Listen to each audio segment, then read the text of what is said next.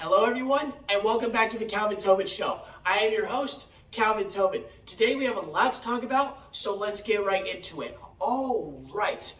We have all heard the news by now, and if you haven't heard of what has transpired this week so far, then you're definitely living under a rock, because the Dallas Mavericks' future just got a whole lot brighter. And what happened is the Dallas Mavericks acquired and successfully traded for Kyrie Irving from the Brooklyn Nets, while giving the Brooklyn Nets Dorian Finney-Smith, Spencer Dinwiddie, a 2029 first and second round pick. Now, with the Dallas Mavericks acquiring Kyrie Irving, this is huge for Dallas. Yeah, it is huge for any team to acquire a superstar player.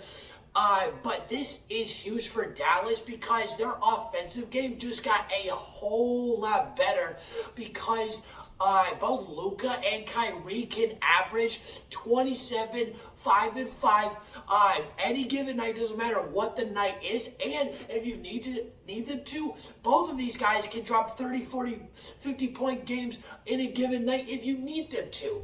But here's the thing. With Kyrie Irving and Luka Doncic being able to average 27, 5, and 5 in their during the season this year, the offense is guaranteed to improve even a little bit. But as an overall team, that's not the case as much so, because of one of two things. One, Kyrie and Luka are very ball dominant for themselves, and it's going to take them a while to figure out on how they're going to flow with each other in the offense. And the other thing is their defense declined, and they got a lot worse only because they got smaller in this situation. And what happened is in the trade with Dorian Finney-Smith and Spencer Dinwiddie, Spencer Dinwiddie is 6'5" and Dorian Finney-Smith is 6'8". And the worst part, with those two being 6'5" and 6'8", they shrunk down to a 6'2" Kyrie Irving. And the worst part about this is that they're already the worst team in the league in rebounding the ball, and they just shrunk down 5 inches to Kyrie Irving for a better offensive game. But here's the thing. For how well their top 3 shooters can shoot with Christian Wood, Luka Doncic, and Kyrie Irving, all 3 of those guys can shoot from the field over 50%. So that's going to take off a lot of pressure in some ways for the Dallas's defense. But here's the thing. When it comes to Kyrie Irving, there is one question that is always asked, no matter where he goes or when he goes to a new team. And that is, how much is he going to play, and will he play? Because when it comes to Kyrie Irving, he values personal stuff more over his job. And I can give you a few examples as to why, or as to what has been transpiring over those situations. So with Kyrie Irving, him valuing personal stuff over getting paid first is a little bit weird, because this constantly is proving that he is very unpredictable and in some ways very unreliable, because over the last few years, some of the biggest stuff that he's gone through is, one, when COVID was going around, if he wanted to play with his teammates, which he couldn't at all, he had to take the vaccine. But eventually he just waited it out and eventually got to play with his teammates. But another thing, and it happened a few months ago, is that he got the world riled up on some religion drama that he posted on Twitter, and he ended up having to do all this off the court stuff, and he had to apologize, which he did not end up doing, and that got him suspended for 5 games. But all in all, with Kyrie Irving, we know he can play. Will he play? And he's been consistent over the year because he's played 75% of the Nets' 53 games. So that might be able to continue into playing with the Mavericks. And after yesterday, we all got the clarification that AJ Green won't be playing another down in the NFL or on the football gridiron anymore, as he announced his retirement after 12 years in the NFL. With AJ Green retiring, I'm pretty sure he definitely knew it was time to hang it up after what he produced in his final year. And in his final year, playing for Arizona, he produced 24 catches, 236 yards in 15 games, along with 2 touchdowns. And that just completely proves that, yup, it is time to hang it up. I can't help out the team as much as I used to. And with AJ Green, he was a great receiver throughout his 12-year career. He had 10,514 receiving yards. He had 70 touchdowns. He had 727 catches, and he averaged 14.5 yards per catch as well. Now, with AJ Green, how his career panned out is he was able to help Arizona get to the playoffs in 2021. And when he first started his career, the first 5 years of his career, he was able to help the Cincinnati Bengals get to the playoffs every single year. But the most unfortunate thing about it is that in 6 playoff appearances, 6 wildcard game playoff appearances, he lost every single one. And here's the thing. With AJ Green, it's for what he did on the field and what his stat line says, it's actually a bit iffy on if he should get into the Hall of Fame, but there's a good chance he is going to get into the Hall of Fame because Cliff Branch was a wide receiver back in the 80s, and he only got 8,500 yards, and he got into the Hall of Fame as a wide receiver. So AJ Green, he's definitely got a shot. But here's the thing. It's iffy because of what he did, or for what his accolades are, because he is one of 47 wide receivers and one of 52 players that had 10,000 or more receiving yards. He is also one of 51 different players to have 70 or more touchdowns, and he is one of 58 different guys to have got different wide receivers to have caught the ball 700 or more times. He's in a pretty solid group in those categories, but he is not going to be a first Hall of Famer. He will get into the Hall of Fame. He will get into the Hall of Fame because of what he was able to do and help out Cincinnati and Arizona for. AJ Green was he was a great receiver.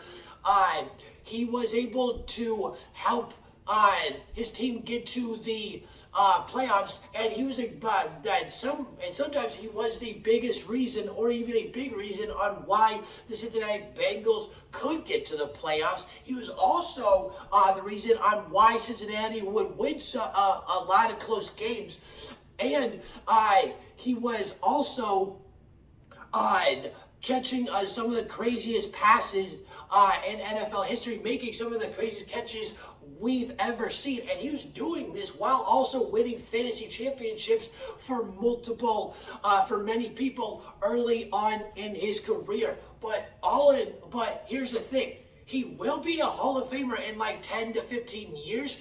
He will be a Hall of Famer one day, just not right away. And what is going to happen right away is Bo Horvat's playing time for the New York Islanders because he just signed a 8-year, $68 million deal with the New York Islanders, and that $68 million contract averages out to $8.5 million per year. With Horvat, he was able to make his debut last night against the Flyers, and he did a little something in this game. He was able to get a few shots on the goal, and he was able to block a few shots as well. But here's the thing. With the Islanders signing Bo Horvat, how does this affect them beneficially? Well, with Bo Horvat, he's been on fire this year because he's actually having the best scoring season he's ever had for himself personally. He just tied his record for most goals in a season with 31 that he notched 2 years ago, and he's only 54 games into this year, and he has 28 games left to go. He is for sure. Actually, I wouldn't say for sure, but there's a good chance he could definitely hit between 40 and 45 goals when this year is finished. And with Bo Horvat's contract, he turns 28 at the end of this year, but his contract doesn't start till next season, so that's an even bigger benefit for the Islanders right there. But the most important thing is that they need to win, and Bo Horvat is going to help them do that, because Bo Horvat's best attribute this year has been his leadership skills, but that's not the only thing he's able to help out and benefit his team on. Because other than that, he's been strong on the penalty kill. He's been strong on the power play, and he's been strong on the faceoffs all throughout this year. And Bo Horvat is going to definitely help out the Islanders in a significant way, because both the Islanders are both at the bottom of scoring and the power plays, and that's what Bo Horvat's been good at this year, the whole year. With Bo Horvat, this guy, when it comes to his 8-year contract, and with him turning 28 at the end of this year, he's going to be turning 36 by the time his contract ends.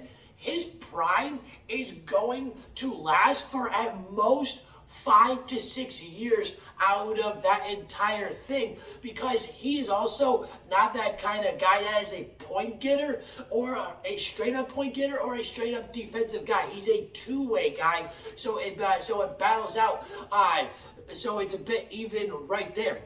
Horvat is going to be able, within those 6 years, let's say he gets 6 years of his prime out of that, and the Islanders are also going to be getting the best version of Horvat too, because starting from 3-4 years ago, this is when he started to get into the realm of where he could push and consistently get 30 or more goals. And that's the thing with Horvat, is that when he starts to age and get into his middle 30s, is that Horvat is going to either gracefully age in his prime, or he's not going to at all. Because and the one reason on how he's going to be able to do that is because of how fast he can skate. This guy can give you 30 to 35 goals and maybe 40 on a good year